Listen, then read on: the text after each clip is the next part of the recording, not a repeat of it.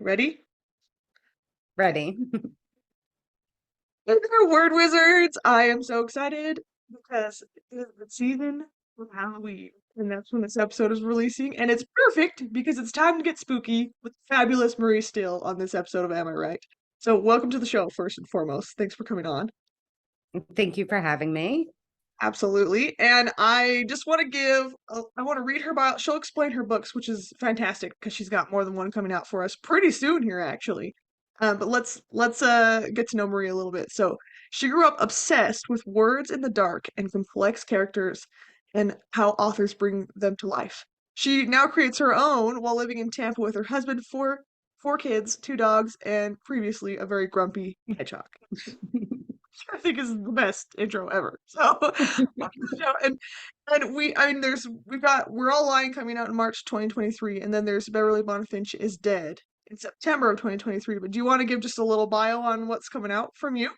Yeah, so We're All Lying's my thriller debut under Marie Still. It is about a Cass is really the main character. However, it's told from multiple points of view, and she finds out her husband's cheating, but then the mistress starts stalking her. The mistress disappears. There's a lot of buried family secrets, and jealousy is kind of this resounding theme throughout the entire book.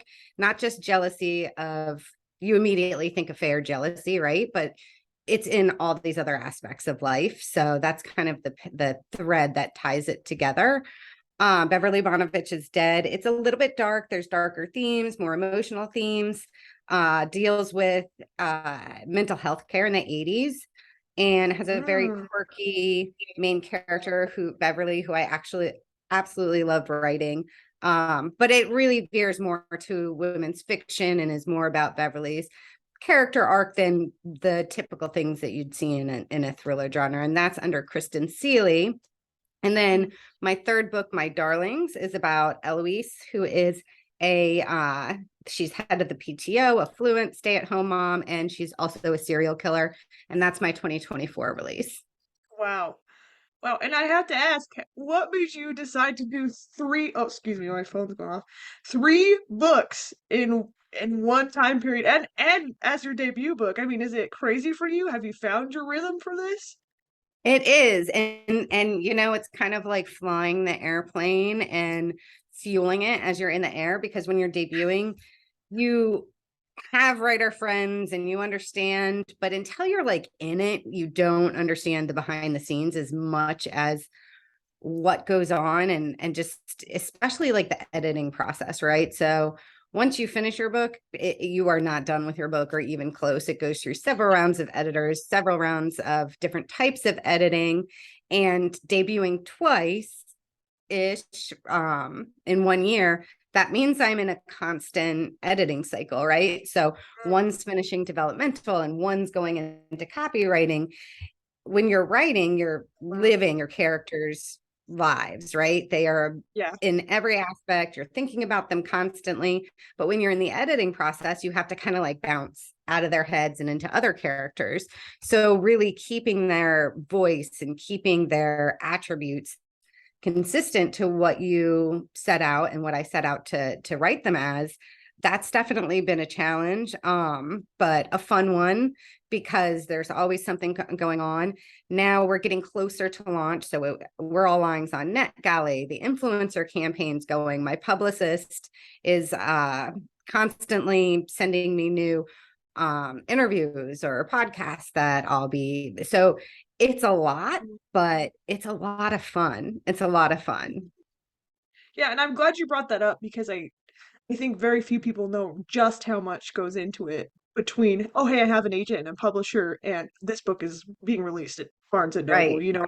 Seems kind of like a mystery time period in between, but it is a lot of work, and I can't imagine doing two manuscripts at once, let alone three manuscripts working on at the same Right. time. So, I mean, kudos to you for that, and it's a great thing. And I want to bring up too what you said. I mean, it is hard to jump in between your characters and staying true to your characters. And I mean, you are something of an expert in depicting characters with realistic family issues. and we've got pregnancy and child loss, we've got mental Yeah. health struggles, we've got suicide, and you kind of touched on this a little with the thread of jealousy that you mentioned, but I want to Hmm. know how, I mean, how have you found ways to depict realistic characters that are believable without, putting too many of those family issues in there and kind of clogging up that plot? How do you keep that balance?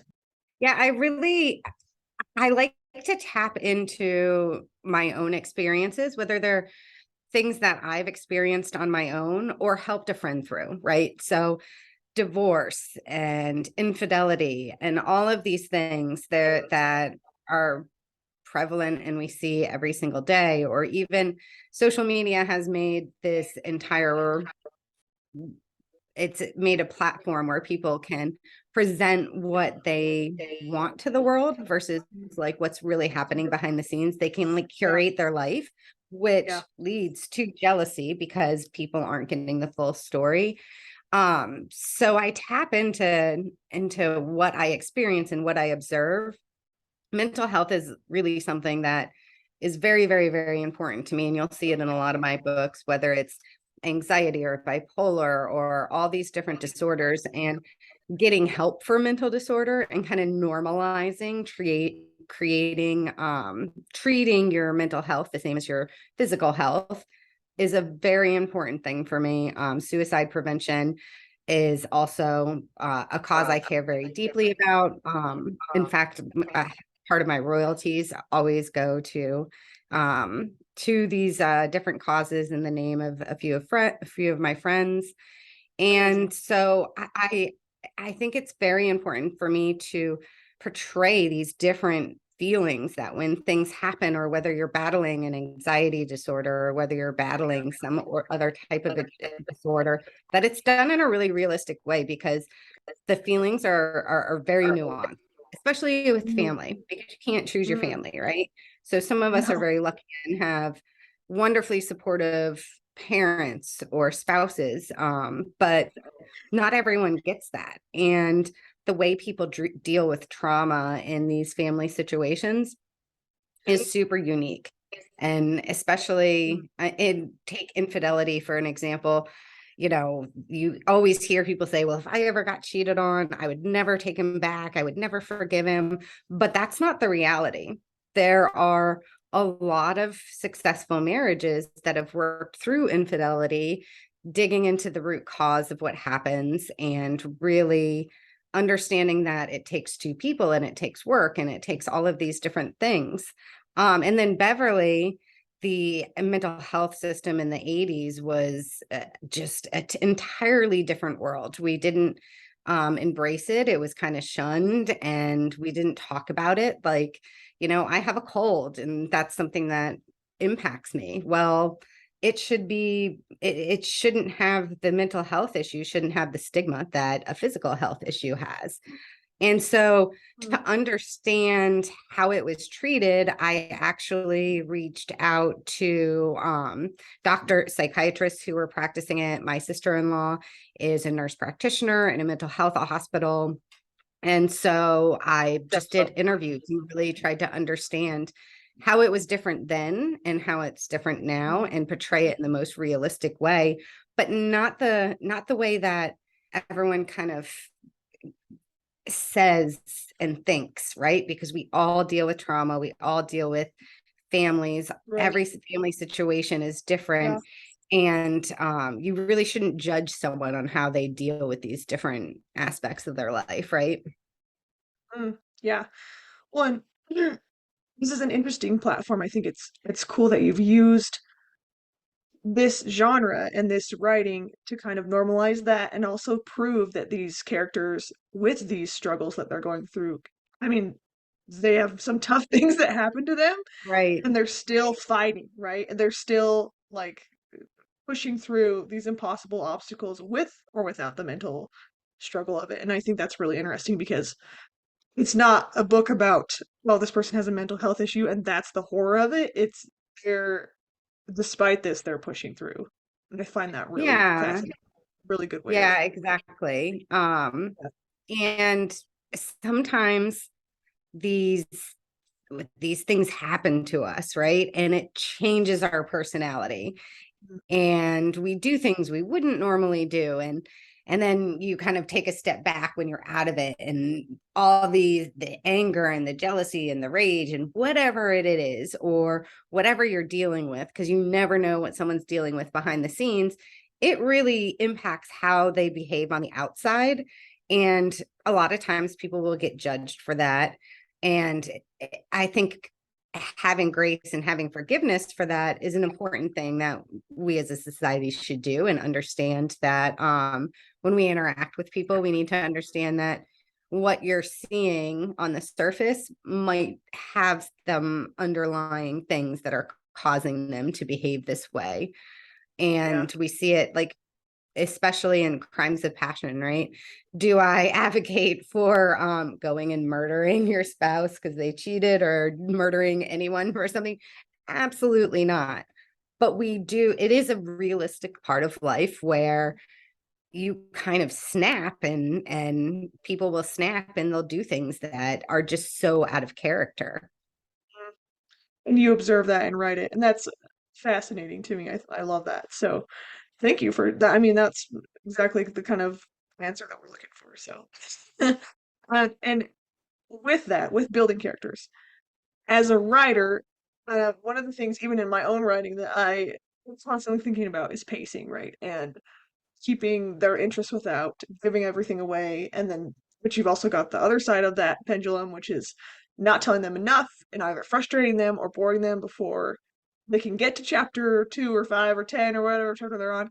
And so, with I think thrillers, with horror, anything in that kind of area, that genre, you have to be really careful with that. And so, I wondered if you would be willing to share any advice or thoughts that you have found from writing many manuscripts on keeping your pacing interesting, but not, you know, going too far with it and withholding information. Yeah. Yeah, as a reader, this is something that that is really important to me when I'm finding a book I love. I have a very short attention span, so I like it moving, but then you also can't overwhelm your reader with too much action, right? If there's not Yes. those like deep breaths in between the action, then it's just too much.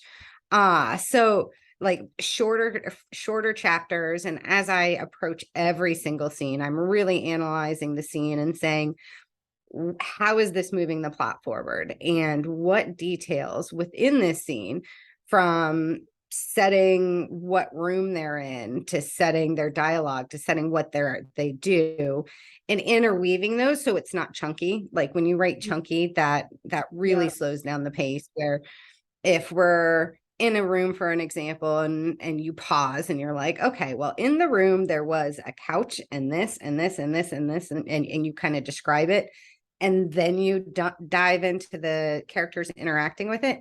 That's one thing, that's a very easy way that'll slow down your pacing. Instead, Mhm. you really, if I put myself into the character's point of view, and I'll sit there and I'll close my eyes and I'll act it out like a movie in front of me and say, okay, so I want the reader to know what this room looks like so they have a visual image in their head, but I want it to be through the eyes of my characters, and I want it to act out and create that scene so that the movie that's in my head is what they're experiencing. And then, of course, every reader's going to see it differently, which is super cool to me. And the way they process information and the conclusions they come to are a lot of fun. Um, but really honing in on what details are important, and if there's backstory, diving in and diving out, but integrating it into the story rather than plopping it in this chunky way that feels Chunky. like, okay, the author's stopping to tell me what this room looks like, instead of having the character experience it as they walk into the room and as they interact with the room. Yeah. And also, I like that you said that your readers have different views of it because I think we get so caught up in, okay, I have to explain this in detail so that they understand, where the dresser is, where the couch is, what they're doing in this corner. I mean, if it's not relevant to the plot and you let them make it up in your own head, I mean, I don't think that's something that has to be taboo. I think that's actually really exciting. Yeah. I mean, let them build it. I mean, they're already going to build it in their head. They're already going to imagine it a little bit differently, at least from what you imagine, right? So I love that you say, be 100%. Yeah. intentional with your details. Be really intentional with, I mean, why do we need this couch? Why are they sitting on it? How is this helping move the plot forward? And so you say you go scene by scene, and that helps you not to chunk it out. Is that what Yeah, yeah, yeah. yeah. And before I approach a scene, so I'm a complete pantser. My endings and beginnings change a million times. My first drafts are very, very bony. I'm just kind of getting Mm, it on paper, and then I go back and I really interweave the red herrings, or I interweave what fits to the ending that it's going to be. None of my books have ever ended how I actually envisioned they were going to end. Um, so that also helps, is that it's really kind of like a 76,000 word outline. And I go in and add those pertinent details and tie it all together on my second draft. But yeah, I think that creating the scene visually in my head and mapping it out, and it gets my characters placed in the right position. It gets them so you don't have, someone sitting, but then all of a sudden they're in the kitchen. So I try and scene by scene rather than plotting the entire mm. thing. I plot by scene. That's a great idea. I think I should probably implement that in my own writing more often. Sometimes you try to bite the whole cookie and you need to remember that, I mean, it is a work in progress. You can't get it all done at once. So breaking that down. And I like the idea of even closing your eyes and imagining that scene because we're all creative and we're all, I mean, daydreamers, visionaries. Otherwise, we wouldn't be in this field. So I Yeah, think that is a possibility exactly. for a lot of us to take a step back and just imagine, where you're at in the time and space. So that's perfect. And We're gonna really, ask like, the so my so my first draft, and when I'm drafting and when I'm going through the drafts with the publisher, that's my story, right? yeah. Once it's in the reader's hands, that's their story, and how they interpret it, what they think of the characters, who they liked, who they didn't like, that is no longer mine. And it's just been a lot of fun, especially now that it's on NetGalley and it's in a lot of different reviewers' hands, just to see the different interpretations of these characters who I lived with for so long. And they've pointed out things to me that I'm like, that's brilliant. I love that. That I should have done that on purpose. That's good though that you're okay with it. And more than that, more than being okay with it being their story now, you accept it and you embrace it. Yeah. So stop focusing so hard on this is my character and you have to understand every detail of them and let the reader enjoy it. Let the reader interpret things and just give them that good story. That's a good quote for our plaque of the episode. We always have a good plaque quote for the episode. Let the reader have their own story is definitely one of them. Are you ready for our secret sauce question? All It's a right. tough one. Well, one that we ask in each episode. So it seems to new writers that there is something of a secret sauce to being a successful author, published author. So we like to ask if you have seen a trait or a tendency in either your own writing or in the authors and writers around you that you think is a crucial trait for their success. Makes them a little bit different from the rest of the crowd.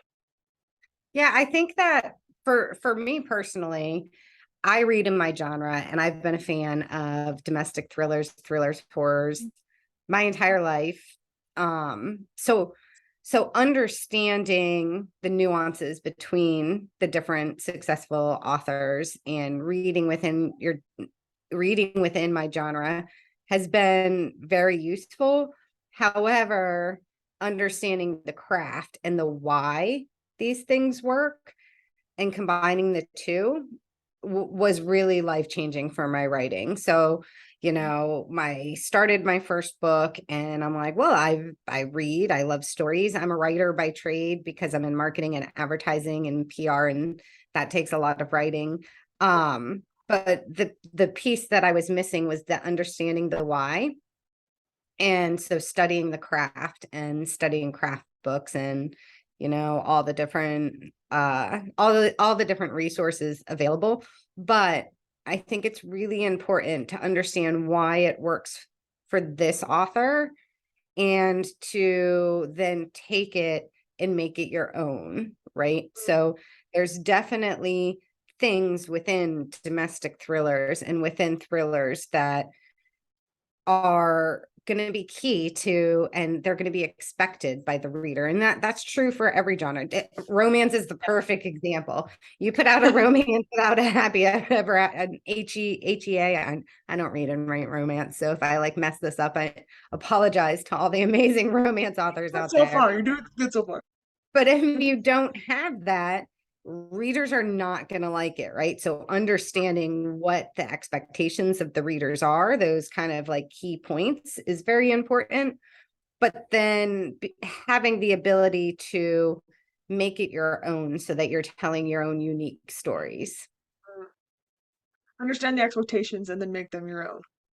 Have you found that Right. reading all of those craft books and getting all of that advice, I mean, there is the saying, a man with too many watches doesn't know what time it is. Do you ever feel muddled by that, or is it more just sifting through what you think would be useful to you and utilizing it?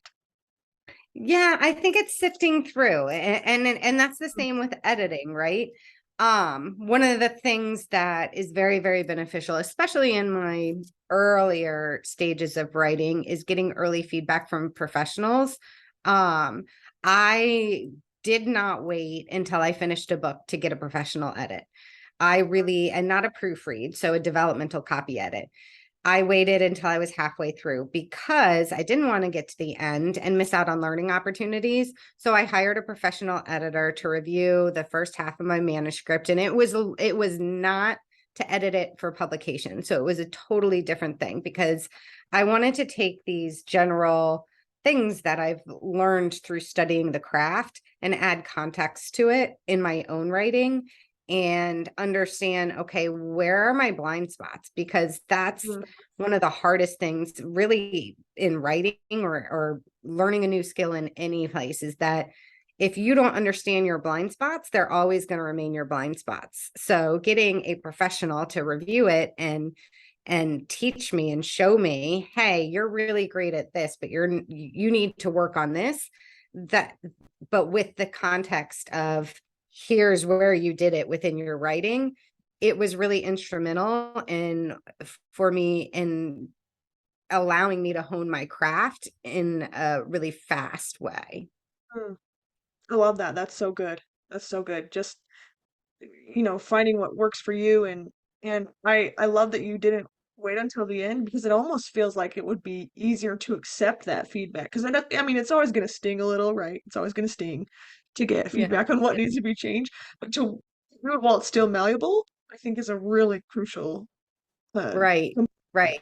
and maybe it's something that even I should work on more, is don't go too far before you're willing to get that feedback, because then you've already got, things set in, you've already got more darlings going, and it's going to be a lot harder to chop it up and learn more about Yeah. your genre. So awesome. We're running out of time, and I feel like I could quiz you for another couple hours on your writing craft. So thank you for your excellent answers so far. It's been so fruitful, and I think our audience is going to love listening to this episode. We do want to ask before we wrap up what you're reading right now. What would you suggest that we read in this spooky Halloween season? Oh my gosh. So what am I reading? I'm reading The Blue Bar, Oh, and I'm gonna have to pull Damyanti! up. I am gonna have to pull up. I'm reading The Blue Bar, and my next book is going to be Killing Me Killing me. Very by nice. Michelle. I'm gonna see, I'm gonna mess up the author's name, and that's why I'm looking it up. By Michelle Gagnon. Gag I'm gonna mess it up, and I Put feel it in the show notes. terrible. Sound it out for Oh, themselves. yeah. Yes. So those are my two books right now. I'm usually listening to a book on audiobook when I drive, and then I have one going on my phone, one going on my Kindle. And then I'm working on my fourth book. So if it counts, I'm reading a lot of my own writing. Absolutely, that counts. That's more work than reading somebody else's writing. Yeah. Well, it's in the show notes. I'm excited to read The Blue Bar, and I haven't heard of the other one, so that'll be fun to read, especially during this time, this season. So, this is a show about community, and we appreciate the time that you take to give us your advice from being a successful author. So, we like to ask what we can do to support you. How can we be part of your community? Yeah, so I love the Bookstagram community. That's kind of like my happy place. You can find me, Mhm. Marie Still Writes. I interact with Bookstagrammers all the time. My TBR is very enormous because of the amazing book recommendations that I get from all of them. And Good. then I'm also on TikTok on Marie Still Writes as well. Awesome. And we'll put links to those in the show notes for all of you listening.